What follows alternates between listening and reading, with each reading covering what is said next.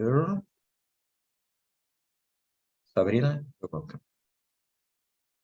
All right, everyone. Yes, welcome. I hope that today or this morning or this evening, no matter what time in the world you happen to be in, has found you well and hopefully a little bit excited to learn a little bit more about kind of what graduate school in engineering is all about. How do you get to the point where you are applying for graduate school, and what might some of the motivations be around that application process? And so I'm going to go ahead and share my screen here. All right, so just a little quick introduction to me. I am the Associate Dean for Academic Affairs in the Rawson College of Engineering at Lehigh University. Lehigh University is a private research university that is located in the state of Pennsylvania in the United States. And I had the fortune of meeting many of the Education USA counselors several weeks back as I spoke to them around the same topic and how we are advising students who might be interested in pursuing a graduate education in engineering, whether that be at the master's level, the PhD level, et cetera. And then they'd asked me to go ahead and speak with all of you. So I am, in fact, an insider to all of this. I am a person who has gone through the process of applying to graduate school. I've gone through graduate school. I have a PhD in engineering from Purdue University. But I also have reviewed applications from graduate students for the last 15 years. And then throughout the last 3 years, I've been managing the graduate programs here in the Rawson College. And so I've got a pretty good insight into what we look for, what institutions across the USA might look for in graduate students. And I have a little bit of insider knowledge on the timelines and the sorts of things that you as a student might want to be thinking about doing as you consider this next step in your path.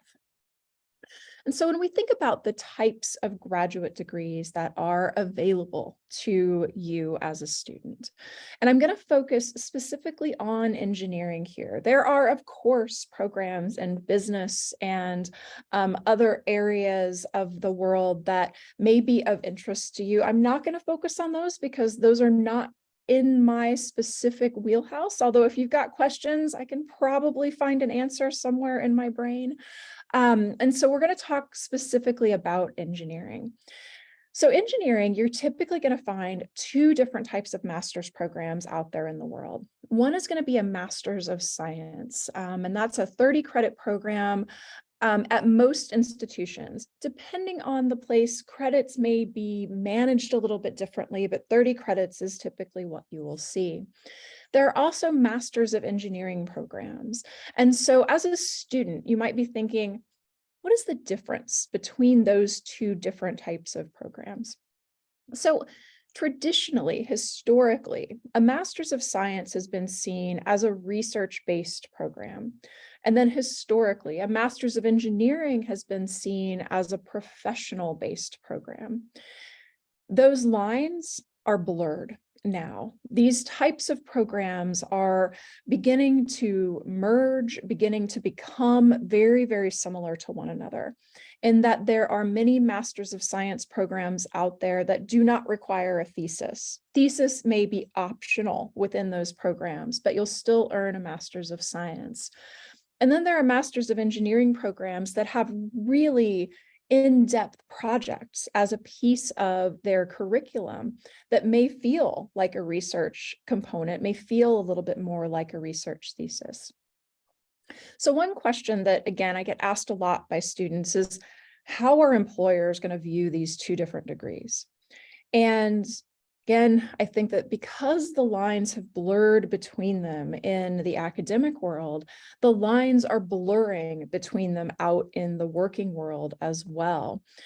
I would say that if you are looking to go into research and development, a Master's of Science is the thing that you want to do. And the reason for that is that there is a historical connection between a Master's of Science and a research type career. You will also want to find a program where you're able to do research as a piece of your master's degree if you want to go into research and development. If you want to go into engineering design, either one of the degrees could be valuable to you. If you wanted to go into managing teams within engineering frameworks, either type of degree would be valuable to you. The most important thing for you to consider as a student is, does the degree speak to me? Does the faculty that are part of that degree program, do they speak to me? Do they resonate with the types of goals that I may be setting for myself as a student? And so again, fundamentally, these two types of degree programs are becoming very similar out in the world, with, again, the small exception maybe being if you want to go into a research-based career. And then there's the PhD. The PhD, again, has historically been known as the degree for researchers, people who want to go into either academia, industrial research, government research, really any type of research field. And that is, I think, largely still the same, but even within that, the outcomes of students earning PhDs have changed dramatically over the last 20 years, and that we now have PhDs in engineering out there in management consulting types of roles, out there in the finance world, doing things that are very unrelated to what their PhD work might have been, but they're getting hired because of the level of education that a PhD represents. It means that you are a true problem solver and you're a creator of knowledge, as opposed to having a mastery of knowledge, which you would earn with a master's degree. And so each one of these different degrees has its own cachet associated with it out in the working world, but each of them also, I think, fundamentally are valuable as you consider your next step as a potential engineering student or as a potential engineer. And the reason I say that, about 1 out of every 3 engineering undergraduates will end up going on to graduate school immediately after their bachelor's degree. That's an enormous number. And so just as an example, here in the US, we grant about 80,000 bachelor's degrees in engineering every single year. About 44,000 of those same students will end up with a graduate degree of some sort, not necessarily immediately, but soon thereafter. And about 10,000 of that ratio will end up going on for a PhD. And so that's just the number of degrees that we're granting in the US in each of those different categories. And again, specific to engineering. So first and foremost, you'd be in good company. You'd be surrounded by people who are passionate about the same thing that you are. But also it is becoming more and more common for advanced degree holders to be entering the workforce with that advanced degree and competing for jobs. So why is this a trend? Why is this happening across the globe? Advanced degree holders simply have better initial placements. They typically will make more as they go into the world for that first employment opportunity. And the reason why is they have an advanced depth of knowledge. Their breadth of information that they're able to pull from, their ability to find information in the unknown recesses of the internet has become ever more refined as they've gone through their educational journey. And so they're seen as high value for employers across the globe.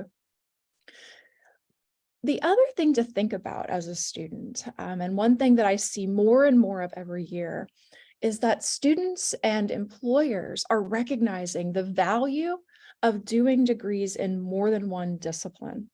And so thinking about your degree as being somewhat tangential to your undergraduate training can be a really valuable asset to you as a potential employee. And so if you have a bachelor's degree in something like mechanical engineering and you want to go into robotics, it would be great to do a master's degree in electrical engineering and build out your academic portfolio to match your career goals. And so don't feel like you're limited in the type of master's degree that you could pursue. We look for master's students who have a passion for the thing that they want to do when they get out. And we try to help you impedance match that passion to the type of graduate program that you might want to pursue. So the other thing to note about an advanced degree is you are going to see more rapid career advancement with an advanced degree. And that's something that's pretty critical to note. You're going to advance in the ranks faster with your employer with an advanced degree than you will with a bachelor's degree in engineering. You're still going to do great with a bachelor's degree in engineering. Don't get me wrong, we earn them because we know that they are really stable job opportunities. But career advancement is most certainly something that you'll see more of with an advanced degree. But the other piece of this is building out a network. And for all of you who may be looking to come to the US to pursue employment down the line, pursuing an advanced degree helps you build that network in an environment that has an alumni base that will allow you to create connections across different employers and different sectors of industry that you might want to move into. And so building out that network as a piece of your overall portfolio, both of education as well as connections, can be a real benefit to you as a student. And so one question I get all the time from students is, okay, so should I do this now, right after I finished my bachelor's degree, or should I wait to go on to graduate school? And I would say there's no right or wrong answer to that. Myself, I waited. I finished a bachelor's degree. I did not know what I wanted to do. In many ways, I still probably don't know what I want to do, but I really didn't at the age of 22. And I ended up going into the workforce. I ended up doing some pretty cool things out there in the world. And then I decided, you know what, it's time. I need to go back. I need to earn my PhD because I was sensing that I was not going to be where I wanted to be in the research world without a doctorate. I know many students, though, who choose to go on immediately after their bachelor's degree, and they are highly successful in their PhD programs in the same manner that someone like myself would have been. So a couple of reasons to think about maybe going, right after. Your study skills are still super sharp. That was the one thing that was the hardest for me when I went back into graduate school. I had to relearn all of the math that I never knew from my undergraduate program. Relearning how to study, relearning how to manage my time around the rigor of graduate school was a challenge for me. And so many of my colleagues who went on immediately after their bachelor's program, they didn't have that same challenge. And I was in a classroom with students who just graduated, who were now pursuing a graduate program. And they're like, well, yeah, we saw this like 2 years ago. And I said, yeah, I saw this like 6 years ago. And so the gap in knowledge became more evident to me at that moment.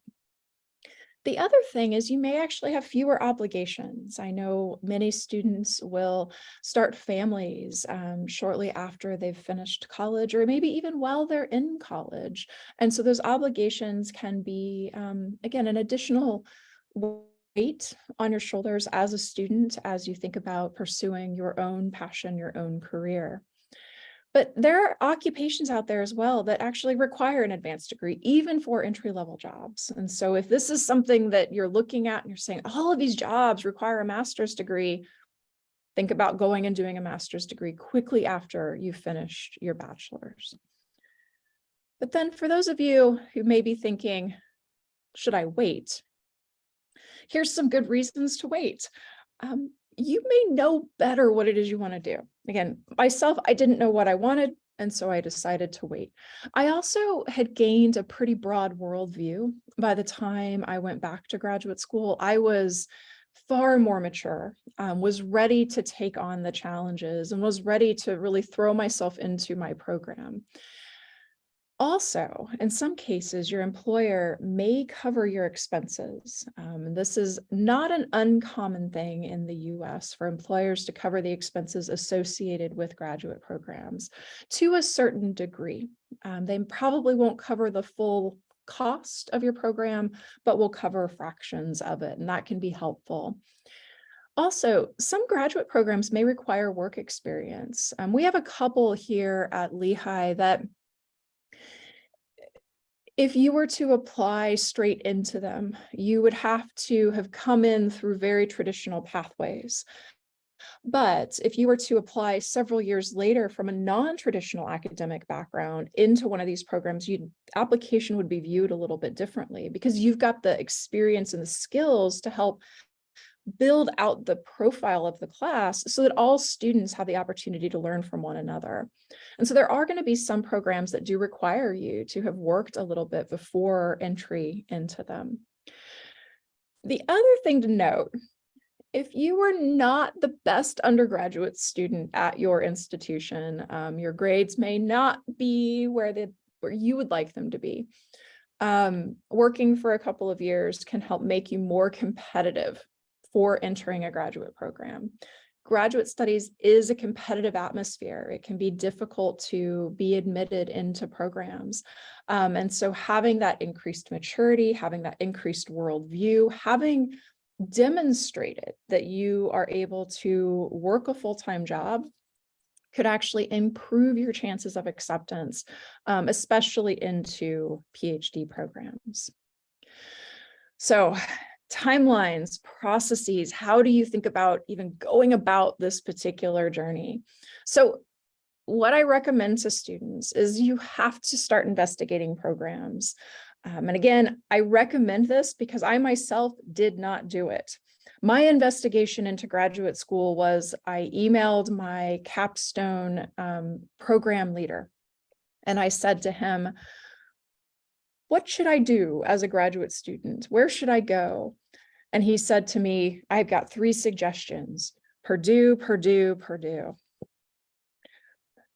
I applied to one school, and I can tell you that the fact that I went to graduate school at all, having applied to one, is basically an impossibility today. So investigate programs, find the program that's going to be most aligned with what you are interested in. Start to look at national guides, start to look at programs on university websites, connect with faculty and program directors in the programs about your interest. Here at Lehigh, we have a Calendly application. So if you were to log into the Rawson College of Engineering or log into the internet and go on to the Rawson College of Engineering's website, what you would see is the opportunity to meet with an advisor, to meet with a faculty member, to meet with a student in a program of your interest. And so you get to add yourself to our calendar, you get to have a Zoom link, we get to have a conversation around the program. I happen to be one of the people you can connect with through that particular app. And we are not alone in this. Most institutions out there in the world are adding these sorts of opportunities for students to connect because we know how important that connection can be. But the other thing to do, look for open houses. Again, with all of the challenges that came with the pandemic, the one thing that I think is super positive on the graduate school side of things that came out of the pandemic is the fact that open houses, virtual coffee chats are numerous now. Institutions are hosting these because they've realized it's a great way to reach students like yourself out there in the world who may not have access to us directly because of geographical location. And so taking advantage of those, making your name known to the programs of your interest through this attendance is going to be a huge benefit, value add to your application. Standardized entrance exams. Many institutions across the US have largely waived the GRE. Lehigh will continue to do that in the upcoming year. Other institutions look like they are continuing to do that as well. That is a moving target. The world around standardized entrance exams, I think, is ever evolving. It will continue to evolve for the next couple of years until finally things begin to settle. It never hurts to ask for a waiver, ever. So if it's not an exam that you have access to because of a situation or something else globally, ask for a waiver. It's not going to hurt you to ask. And then also most institutions will be looking for some sort of English language proficiency test. Here at Lehigh, we take TOEFL and IELTS. Other places will take Duolingo, as well as all of the other different varieties of English language proficiency exams that exist in the world. So again, if you've got any questions about that specific to the institution or universities that you might be looking at, don't hesitate to ask. Again, connect with people, ask those questions, because those questions are important.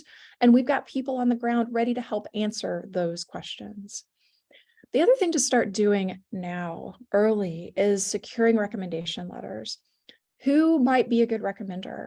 Faculty who know you well, right? Any faculty member who you've worked with on a project, who you've had in more than one class. These are people who are going to be able to speak to your talents, your passion, your drive. And that's the type of thing we're looking for in a recommendation letter. If you've been working for a while, it may be easy to ask your supervisor to write you a letter of recommendation. I do caution against too many of these. We like to see maybe one from an employer. The others should be from academic sources, such as mentors that you may have had throughout your undergraduate degree or your master's degree if you are looking towards a PhD program. And the other thing that you'll have to write is an application essay. And something students ask me all the time is, what are you looking for in an application essay? And I'm looking for your story. Tell me who you are. Tell me about what brought you to the moment that you're at. If you're able to draw me in to your life through your application essay, I am going to feel far more connected to you as we connect then through the interview process. So tell me your story. Tell me what your passion is. Tell me what drove you to this next phase in your career. Don't be afraid to be honest. Don't be afraid to be you in that application essay. It's the best thing that you can possibly do to set yourself apart. Talk about your purpose, right? And I think the thing to note here is, remember that your purpose that you write doesn't necessarily need to end up being your purpose when you go to graduate school. I wrote my graduate application essay about wanting to be involved in pharmaceutical manufacturing for generic drugs, because at the time I went to graduate school, the orphan drug law was beginning to be expired for many of the name brand pharmaceuticals in the US. And I thought to myself, here's a great opportunity to bring down costs for critical therapies for people across the globe. I didn't end up working on that. Nowhere, anything close to that. Not at all related to the PhD that I did, but the passion that I wrote about that particular topic with was what caught my advisor's eye. The other thing to note in there are your long-term goals, right? And please don't think that the only way to get into a PhD program is to say that I want to be a faculty member, because that is most definitely not the case. If you're applying for master's programs, what do you hope to use that master's degree to help you do, right? Is it that you want to build rocket ships to begin to establish multiplanetary existence? Or do you want to design better water treatment plants for your local water systems that you may have in your home? Those sorts of long-term goals and passions are what we are looking for in an application essay. So how do you find a good fit? And first and foremost, your program of study has to align with your interest. Don't look just at the prestige of the institution. Look at the curriculum, look at the faculty, look at the program, look at the alumni and what those alumni may be doing after having completed the program. Those are important things as you look for programs that align with your interests. If you are applying for a PhD, look at the mentor that you may end up working with. That is a long-term commitment. I equate choosing a research mentor to choosing a spouse. It is a 5-year commitment for most PhDs, and you have to make sure that you're going to work well with that individual.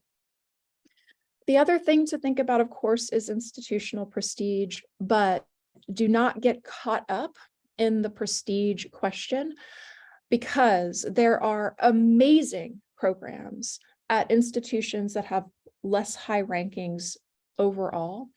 And there are not quality programs at institutions that have extraordinarily high rankings. Look at the program first. The prestige of the institution should be secondary to that. The other thing to note is, where is it located? Right, and this is a pretty big question, especially for those of you who may be coming to the US for the first time. Location matters. The proximity to international airports will be important to you. So look at where they're located. You may have a specific set of locations that you want to be at. You might want to go to California, and that's awesome. Who doesn't? You might want to be close to Washington, DC or New York City. There are lots and lots of institutions out there in the world. Find the ones that maybe are the closest to the place where you want to explore a little bit for a few years. But also compare funding. Funding at different institutions is going to be different. The amount of scholarship you may be able to get, the amount of stipend as a graduate student may be very different. So look and compare across your choices. And this right here, this last piece, alumni success. If a university is not promoting their students on their websites, if they're not promoting what their alumni are doing, you might want to look for institutions that are. Alumni success matters, and alumni success shows that institutions are truly proud of the people who have come through their programs. So look to those successes. They're probably going to be on web pages. We oftentimes will be publishing stories about our different alumni that come from Lehigh, and we've got student portfolios, profiles that are peppered throughout our web pages. Most institutions do this, and those are the great things that you can look towards to see if you could imagine yourself at that university. Stand out, right? That is hard when applications feel very impersonal. So how do you do that as a prospective student? You've got to be authentic, be yourself, highlight why you fit with the program. And if you're looking to change fields, that's going to be particularly critical, is to highlight how you fit. Connect with faculty and coordinators, look on their web pages, see if there are email addresses or direct links into calendars. Try to connect with people. I know it's hard. I know that people are non-responsive. I know all of these things. Try and try again. Also, provide your letter writers with enough information to write a compelling letter. Every time I'm asked to write a recommendation letter, I ask for a resume.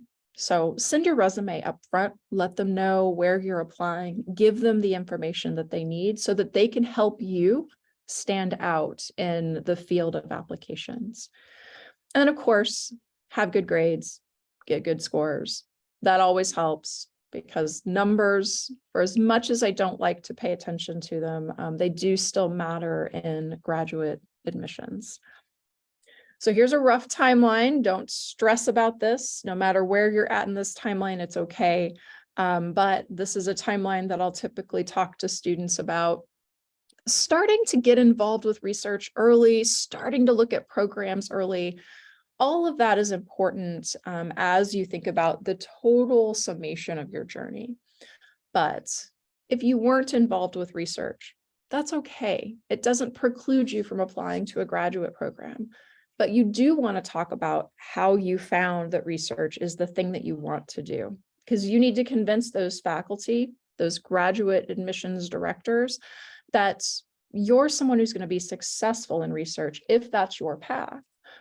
As a potential master's student, you really want to be identifying programs that are going to align with your interest and being able to articulate that in your application package. You'll start to apply in the fall. Most programs have rolling admissions deadlines, especially at the master's level. Most programs will open admissions portfolios in roughly early September. And most PhD programs will have application deadlines that range from November 15th to about January 15th. So pay attention to those deadlines. Try to get your application materials in early.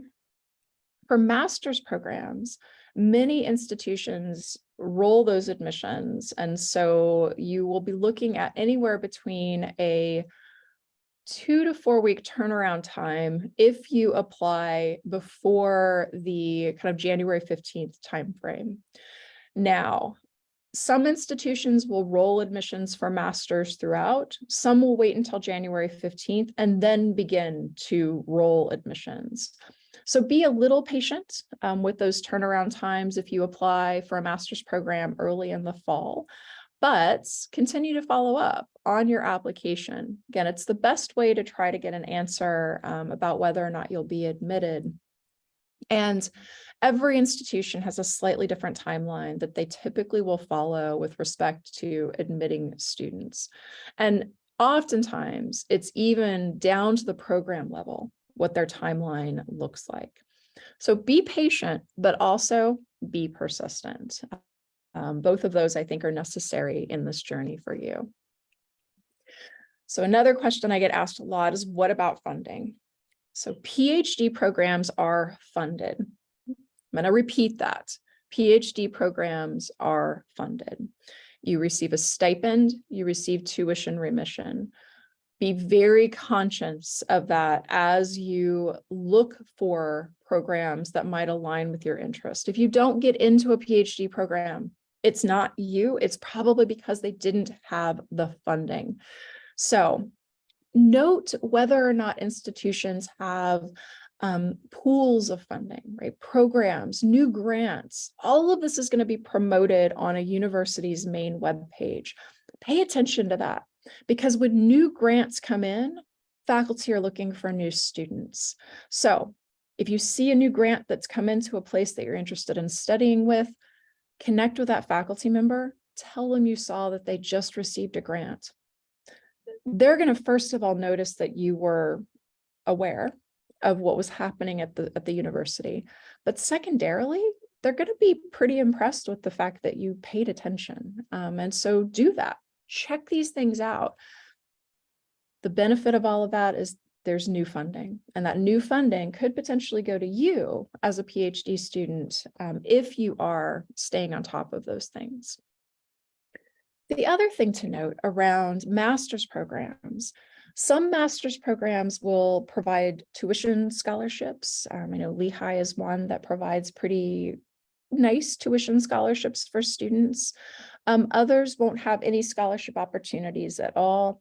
Some you can potentially work on or around campus as a student. It just depends on the institution. Ask these things. Don't get frustrated if the answer is, we don't know what opportunities will be available, but here are the ones that we've currently been offering. Budgets are annual. And so those budgets, because they are annual, means that the university may actually just not know what the budget will be for funding extra TA lines or extra help in different aspects of the university. But pay attention to what has been done, because what has been done typically carries forward to the next year, unless there is a massive step change in the institution, and then other opportunities will become available. All right, so resources to look for. Most universities are going to have grad life offices. Great place to connect with potential graduate students or future graduate students at the institutions of your choice. Places are going to have career services offices. Look for those. See what sorts of frameworks and opportunities they provide. Most universities are going to have a health center. Most universities are going to have a counseling center. Check out to see how many of those centers are accessible and available to graduate students, because there are differences in those across institutions in the US. Some institutions are going to have graduate writing centers or graduate communications centers. Pay attention to that. Huge benefit, huge value add to you as a student if you can access professionals who can help you learn better communication skills, not just as an international student, but as a student in general. College offices like the one that I manage, we are typically going to be a first stop for help. We get overwhelmed with requests, but we do try very hard to stay on top of all of them so that you get your answers as quickly as we can provide them. Most universities are going to have graduate coordinators that sit in departments. They are also going to be a really great source of information, as well as graduate program directors, who are also a great source of information and typically are faculty within the programs that they represent. And then, of course, there's going to be offices of international students and scholars, offices of international affairs, international offices. Look for those. See what sorts of opportunities they can talk about. See what sorts of questions they've got as an FAQ page. Check out those sites, because that might also connect you to students that are out there in the world at the university you want to go to, who might be able to give you a little bit more of an insider glance into what that world looks like. And so I'm going to wrap up here. I know we're going to probably stop the recording at this point, and I'm happy to answer any questions that you might have.